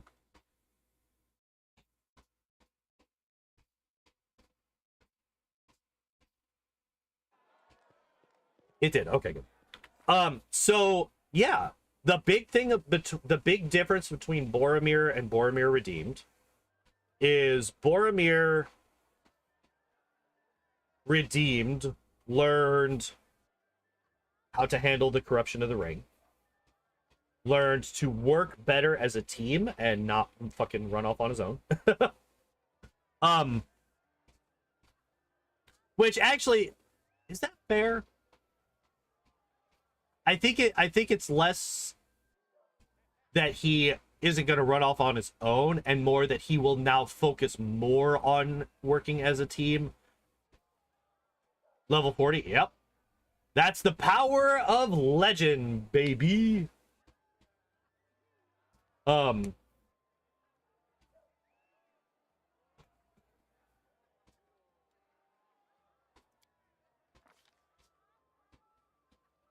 Yep. Unfortunately, we can't look at all of his feats because fucking Owlcat, please give me a fucking scroll slider here for legend. let me scroll my fucking levels if I'm a legend, because there's 10 feet. Like, wait, 21, 1, 2, 3, 4, 5, 6, 7, 8, 9. Yeah, there's 10 feet that I can't see. Owl cat, please, please, please, please. For those of us who love Legend, please let us see all the feats that we select in Legend. In feat overview, yeah, that's just like, where you at? Abilities. Yeah, we can do this. And, like, honestly, this is a pretty, like, clean way to look at it. It's just, well, it just kind of throws them all at you. And you can't see how, like, when you took them and all that stuff.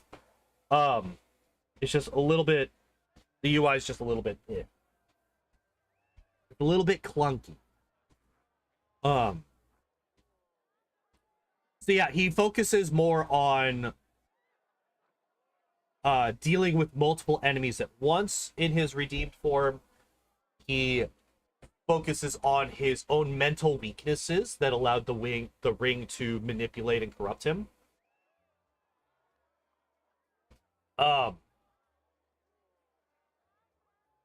Focuses more on teamwork as opposed to his own abilities. And he focuses more on taking advantage of enemy weaknesses, and by that I mean like tripping them and taking, like not strictly killing the enemies outright, but allowing the enemies to couldn't get past level 20. No, your mount will only ever be level 20 unless you go Azada and you start using Ivu as your mount. What happens if you take another pet class? Your pet will still stay at level 20, unfortunately. Ivu is the highest level mount that you can have, and she will get up to level 35. It's like, yeah, it's unfortunate, but this is what it is. Your mount is not a legend, unfortunately, so your mount cannot get to 40. You are a legend. The one Ivu is a paladin. Yeah, you can't really do that, can you? Because you can't be lawful. That is unfortunate, yeah. But, like, here's the thing. Despite the fact that your mount only gets to level 20, most things can only get to level 20, right? Like, all of your characters are expected to only get to level 20 unless you go legend. And you are foregoing a lot of power to get those extra 20 levels, right? You're foregoing 4 mythic abilities, 4 mythic feats, and all of the extra things that you get from the other mythic classes. So you are actually giving up quite a bit of power to get that level 40. And,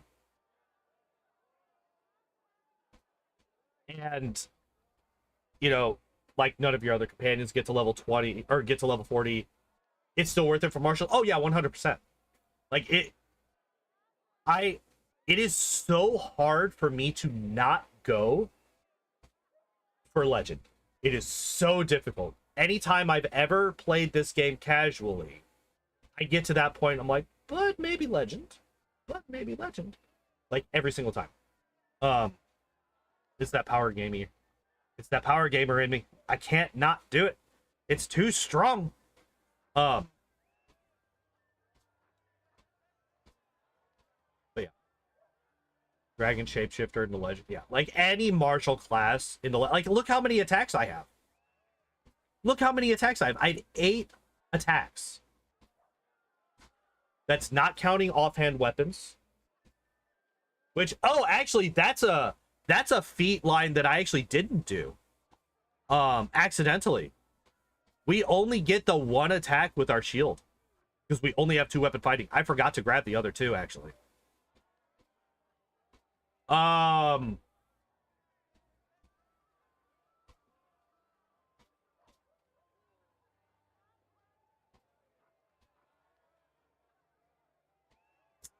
So we get rid of Focus Strike.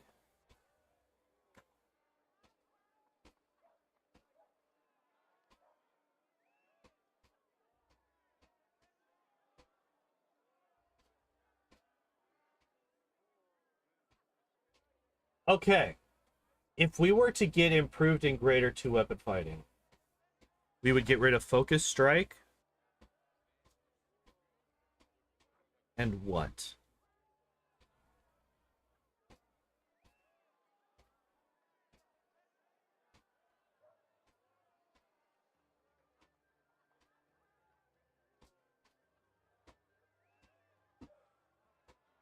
Maybe Shield Wall? Probably Shield Wall. So we would get rid of Focus Strike and Shield Wall. Shield Wall I would get rid of because Boromir, especially like in the Fellowship, Boromir I think is the only one that uses a shield. Nobody else in the Fellowship has a shield. Aragorn just uses his sword. Gimli just fucking uses his axe. Legolas just uses his bow. The hobbits have their swords and their daggers. They don't have shields. So I think actually we would get rid of Shield Wall and Focus Strike. I think these two are probably the two. Are we making a full party? Maybe eventually we will make a full party of Lord of the Rings characters.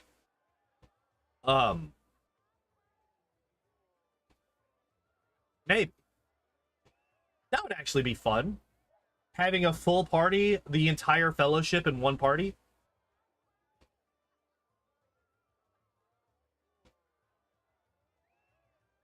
Oh, you can do that with Toy Box.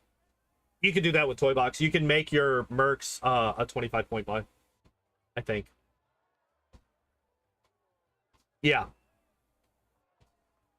Yeah, and you can also make it so that all of your companions can have their own mythic paths as well, instead of just mythic companion. So we would be able to make them all mythic, like full mythic characters as well. Maybe one day we do that. Maybe one day, once we finish all the Lord of the Rings, the full Fellowship,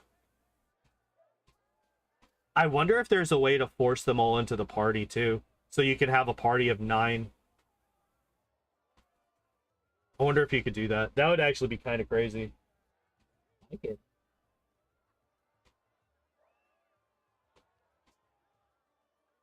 That would actually be really funny, I think.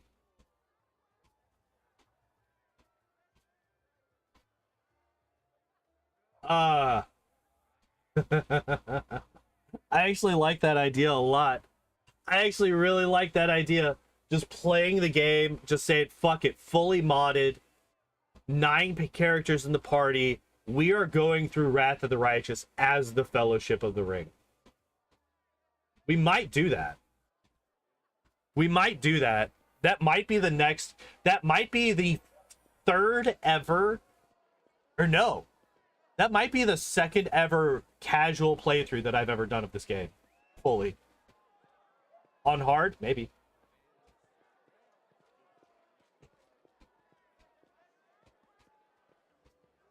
I mean, I definitely wouldn't do it on anything. Like, I would definitely do it on hard. Like, normally when I play through these games casually, I just play it on normal. Level capped at like 10 though. Not Sam. Sam's a fucking killer, dude. Sam is a monster. He gives no shits. That man has a will of like 20. Level 20 full mythic. I like, honestly.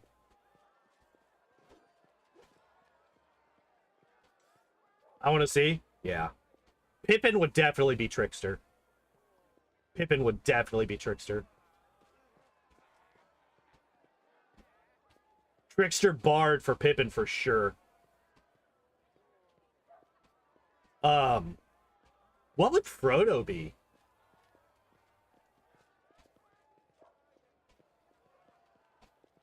What would Frodo be?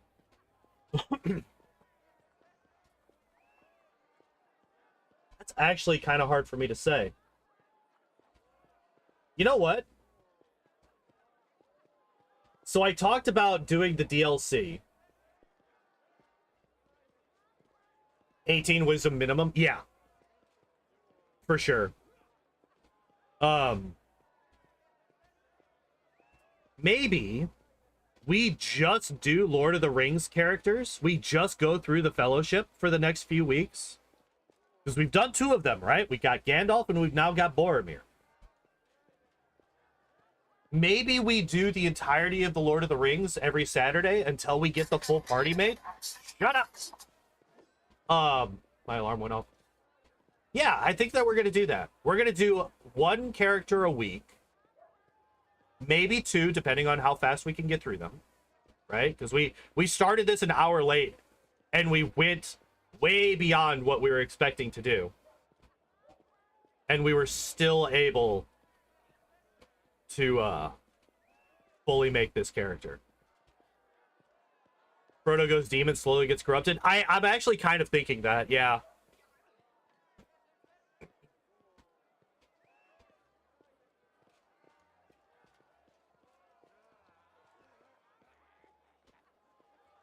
Pippin 8 wisdom, 8 wisdom, 20 charisma. I don't know. Pippin might be 7. He might be a full 7 wisdom character. Like, that man, he is my favorite character by far. I love Pippin. But my God, does he do some dumb shit. Constantly causing problems for the rest of the party. Kitten, could you please get your fucking claw out of my shoulder? It hurts a lot. Yeah, I think that might be our play for the rest of the... for a while, actually, because we got 7 more characters to go. That is no perception either. I don't know. Well, no, he just, like, goes in... He sees the Palantir fall. But, like, here's the thing. Pippin is also not stupid. Like, he's actually kind of clever. I mean, he manipulates Treebeard. 12 it, I would actually go higher. I would say minimum of 14. Because, like, he's not strong. I would say he's got high dex, charisma, and intelligence. The rest are pretty low. You know what? That's next week. I've made my decision. We're building Pippin next Saturday. Fighter without stats to fight? Oh, no. Pippin is not a fighter. Pippin is a bard. For sure. Yeah, we're going to build Pippin next week. I'm excited. Now that we've been talking about him, we're definitely building Pippin next week. 100%.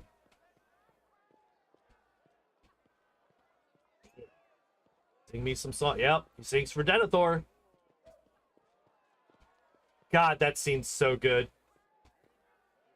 Him fucking singing to Denethor while Faramir and all the other people run out to their deaths because Denethor's a fucking asshole. Ah, those movies are so good. Rewatching Fellowship last night, or I guess technically this morning. God damn, that movie's good. That movie is really fucking good. But yeah, next week we're doing Pippin on Saturday. It's been decided.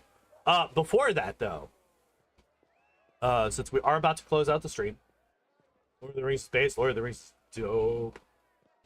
Tuesday we're doing Blastoise. Leveling Scald for the Horde he uses. No, I did think about it for a second, but I decided that we were going to go straight fighter. He went straight fighter in his original version. But yeah, next week, Tuesday, we're going to be doing Blastoise solo run through Pokemon Red. Wednesday, we're going to be doing Charizard. That will round out the starter trio of the fully evolved forms. Thursday, I'm off. Friday, we're going to do yet another attempt at finishing up the unfair speed run for Pokemon Kingmaker, for Pathfinder Kingmaker. We have quote unquote more consistent a lot of the skips that we were working on last week that we failed a lot last week. Also last week The game just told us to go fuck ourselves over and over and over again. And then next Saturday we build Pippin in Wrath. Continuing to build the party for our Fellowship of the Righteous. But yeah, that's the plan for next week. If you haven't already, if you're on the YouTube side, you can throw me a subscription with new Bard feats. Yep, it's gonna be the full deal. The full deal. You want to throw me a sub over on the YouTube side, or follow over on the Twitch side if you're new here and you haven't done so yet, it would be much appreciated. It helps the channel grow. Thank